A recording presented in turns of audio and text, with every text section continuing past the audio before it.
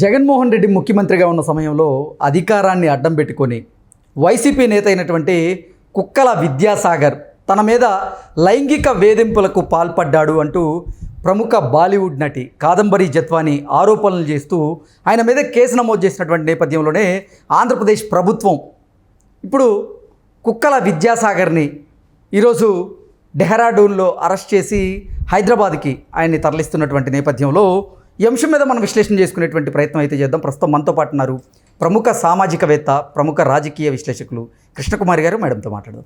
Madam నమస్తే.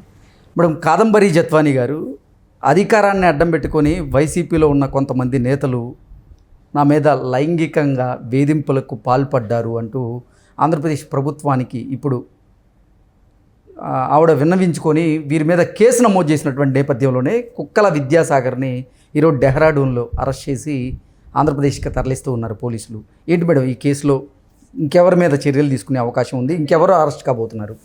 ఇప్పుడు ఐఏఎస్లు ఐపీఎస్ల మీద పెట్టిన కేసు ఏదైతే ఉందో ఇబ్రహీంపట్నం పోలీస్ స్టేషన్ వేదికగా జరిగింది, ఆ కేసులోనా లేకపోతే అతనిపై ఆమె తనపైన లైంగిక వేధింపులు పాల్పడ్డాడని ఇంకొక కేసు పెట్టారు ఆవిడ? తన మీద లైంగిక వేధింపులకు పాల్పడ్డాడు అనుకున్నామండి. ఎందుకంటే నేను పోయినసారి ఆమె తరఫు లాయరు నర్రా శ్రీనివాస్ గారు ఆయనతోటి ముఖాముఖి మాట్లాడినప్పుడు కూడా ఛానల్లో, వేరే ఛానల్లో నేను అడిగాను. ఇప్పుడు అతను ఆవిడికి నన్ను ప్రేమిస్తున్నానని చెప్పి మెసేజ్లు పెట్టు అని చెప్పి ఆమెకు మెసేజ్లు పెట్టాడు బలవంతంగా. అలాగే అతన్ని న్యూడ్ పిక్ పంపించాడు ఆవిడికి. మరి దాని మీద ఏమీ ఉండదా అండి కేసు అని అడిగా. అన్నీ వస్తాయి మేడం, అన్నీ ఒకదాని వెంట ఒకటి వస్తాయి అని చెప్పారు. చెప్పినప్పుడు నేనేమనుకున్నానంటే పెడితే ఇందులోనే పెడతారు కదా, మళ్ళీ విడిగా కేసు అయ్యేది కాదు, పెట్టేది కాదు అనుకున్నా. అంటే దీని సెక్షన్లు వేరు కదా మేడం? అది ఎస్.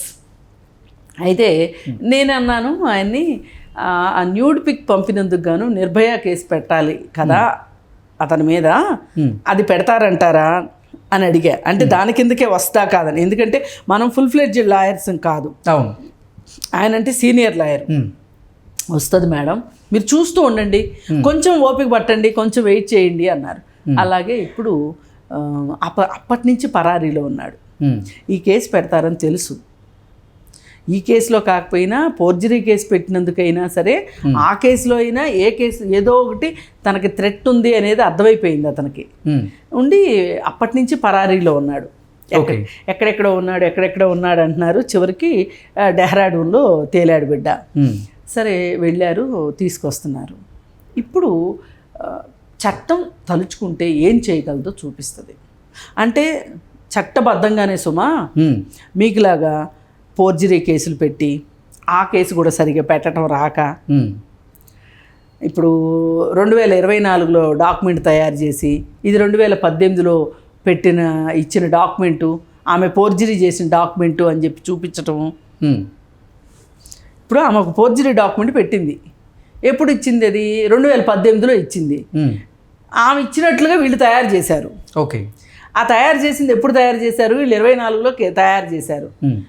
కానీ ఆమె 2018లోనే తయారు చేసింది అని చెప్పి కేసు పుట్టప్ చేశారు. సరే 2018లోనే ఆమె తయారు చేసింది అనుకుందాం. ఆమె 2018లో ఫోర్జరీ డాక్యుమెంట్ తయారు చేస్తే 2024 స్టాంపు ఎట్ట వాడుతుంది? అలాగే ఆ అడ్రస్ ఏదైతే ఉందో, ఇంటి అడ్రస్సు, ఆ డాక్యుమెంట్లో ఉన్న ఇంటి అడ్రస్సు, అది 18వ సంవత్సరంలో చూపించిన అడ్రస్సు. ఆమె ఆ ఇల్లు కొనుక్కుందే 2021లో.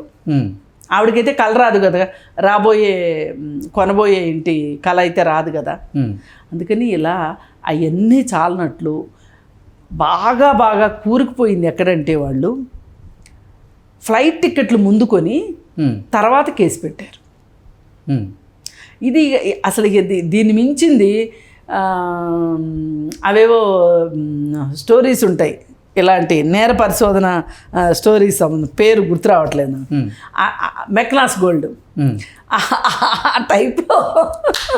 అసలు చూస్తే ఎంత నవ్వొచ్చిందంటే, అసలు ముందు ఫ్లైట్ టికెట్లు కొనడం ఏంటి, తెల్లారి పొద్దున్నే కేసు బుక్ చేయడం ఏంటి, 6ంటికి కేసు బుక్ చేయటము, 8:30కి ఫ్లైట్ ఎక్కడం ఏంటి? ఉమ్. అంటే ఇప్పుడు వీళ్ళు ఆ వెళ్ళే ఫ్లైట్ని ఇబ్రహీంపట్నం దగ్గర ఆపి అంటే వ్యూహాత్మక తప్పిదం చేశారంటారా? వ్యూహాత్మక తప్పిదం అంటే ఎంతటి తెలివైన మోసగాడైనా, ఎంతటి తెలివైన దొంగైనా, ఎక్కడో ఒక తెలివైన నేరస్తుడు కూడా ఒక్క ఆధారం వదిలిపెడతాడు. అదే బ్యూటీ. అలాగే 1 కాదు 3 వదిలిపెట్టారు. సరే, ఇప్పుడు ఐపీఎస్లకు కూడా ఉచ్చు బిగిసింది. ఇందులో ఇంకొక ఐఏఎస్ కూడా ఉన్నారంట, ఇంకో పెద్ద మనిషి. అంటే వీళ్ళందరూ కలిసి ఐవారం చేద్దాం అనుకుంటే కోతయింది అది. ఎందుకంటే ఎంత టూ మెనీ కుక్స్ అయ్యేసరికి ఫుడ్ స్పాయిల్ అయింది అన్నట్లు చేశారు. అయితే వీళ్ళందరూ ఎందుకు ఇలా పొరపాటు పడ్డారు అంటే, ఆ పెద్ద మనిషి దగ్గర నుంచి వచ్చే ప్యాకేజీనే గుర్తుపెట్టుకున్నారు వాళ్ళు. సజ్జన్ జిందాల్ దగ్గర నుంచి వచ్చే ప్యాకేజ్ని ఎలా ఖర్చు పెట్టాలి, ఎలా ఎంజాయ్ చేయాలి, ఏ క్యాసినోవాకి వెళ్ళాలి, ఏ విదేశీ యాత్ర వెళ్ళాలి, ఇవన్నీ ఆలోచించుకుని దానిలో ఇది కాస్త తప్పులు చేశారు. ఆ కేసు నిజంగా,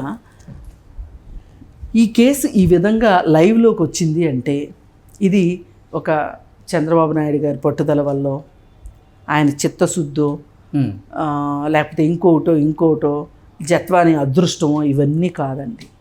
ఈ మొత్తానికి ఆంధ్రప్రదేశ్ ప్రజల తీర్పు ఉంది చూసారా? ఆ తీర్పు కనుక ఆ రోజు ఆ విధంగా రాకపోతే ఈ పాటికి జత్వాని ఈ జరిగిన దానికి తలుచుకుని ఆత్మహత్య చేసుకోవడమో, లేదంటే వేరే దేశం పారిపోవటమో చేస్తే ఆమె ముందు ఆ 2 ఉండేవి ఆప్షన్స్.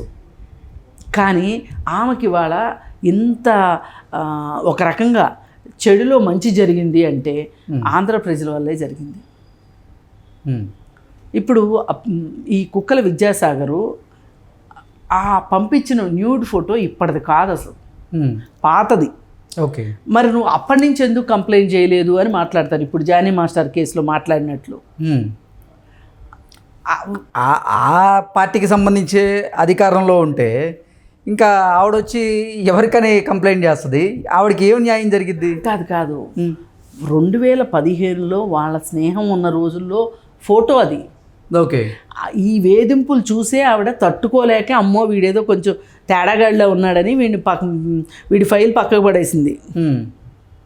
అసలు యాక్చువల్గా వీడు ఆమెకి ఖరీదైన గిఫ్ట్లు ఇచ్చి, అలాగే ఖరీదైన కార్లు చూపించి ఆమెనేదో పెళ్లి చేసుకుందామని ప్లాన్ వేసాడు.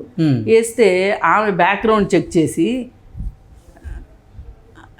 వీడు ఆల్రెడీ 13 కంపెనీలు బోర్డు తిప్పేశాడు, వీడు ఫైనాన్షియల్గా చాలా బ్యాడ్ కండిషన్లో ఉన్నాడు, కానీ ఓవర్ యాక్షన్ చేస్తున్నాడు, వీడు పెళ్ళైన 14 నెలలకే భార్యకి విడాకులు ఇచ్చాడు.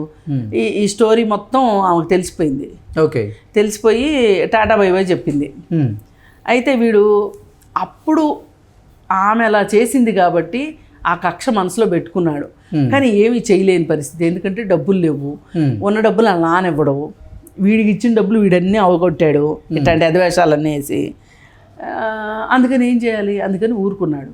కానీ ఎప్పుడైతే వీడు మళ్ళీ రెండోసారి అదృష్టం తలుపు తట్టింది వీడిని సజ్జన్ జిందాల్ రూపంలో, ఆ కేసు విత్డ్రా చేయించుకోవటం కోసం మాత్రమే కుక్కల విద్యాసాగర్ వినియోగించబడ్డాడు ఈసారి. ఓకే, ఏది ఏమైనప్పటికీ కొన్నిసార్లు అండి కొంచెం ఎక్కువ కాలం తీసుకుంటుంది పాపం పడటానికి. మొన్న ఈ మధ్య ఎవరో ఒక స్టోరీ చూశాను నేను సోషల్ మీడియాలో. కేరళలో భార్యని హత్య చేసి పారిపోయి వేరే ప్రాంతానికి వెళ్ళిపోయి బతికేస్తున్నాడు. ఇంకో పెళ్లి చేసుకున్నాడు, పిల్లల్ని కన్నాడు, అన్నీ అయిపోయినాయి. 20 సంవత్సరాల తర్వాత దొరికాడు అతను.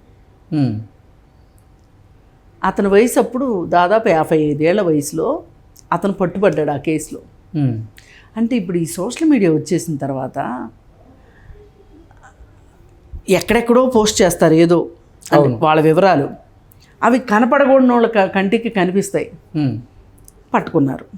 అట్లా విధి వక్రించిందంటారే, ఆ విధంగా వక్రించింది విద్యాసాగర్కి కూడా.